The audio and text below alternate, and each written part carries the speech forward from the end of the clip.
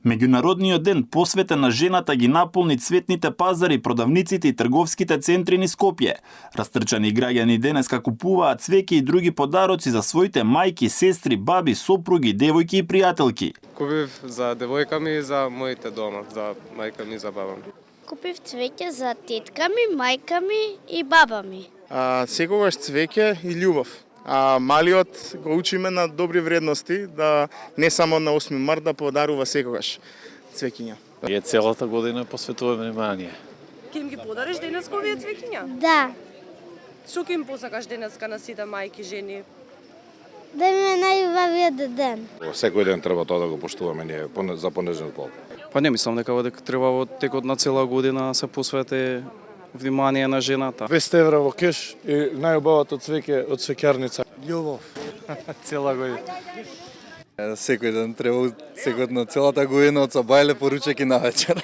И подари веќе сет за везење, книга и ружа. Па моментално се уште ништо.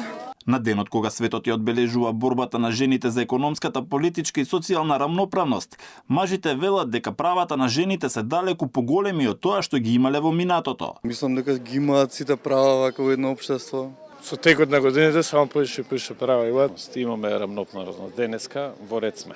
Мислам дека после рамноправност. Рамноправноста мислиме поголема од било кога, ама уште има да се работи на тоа, а најмногу останува наш мажите за тоа да го оствариме.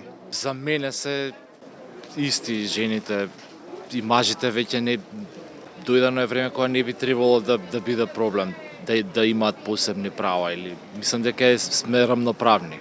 Не само на жените, и општо сите треба најмногу што да добиваат внимание што е возможно. И најголем дел од жените се согласни дека 150 годишната борба за рамноправност низ годините покажала резултати. Но за ова прашање клучно е да се разговара секојдневно, а не само за 8 март.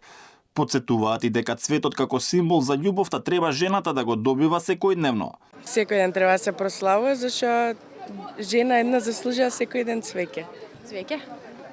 Лалиња. Треба во текот на целата година. Меѓународниот ден на жената кој се слави секоја година на 8 март има долга и значајна историја. Почетоците на овој ден датираат од 1910 година, кога на втората конференција на жените социјалисти во Копенхаген го прогласија 8 март за Ден на жената.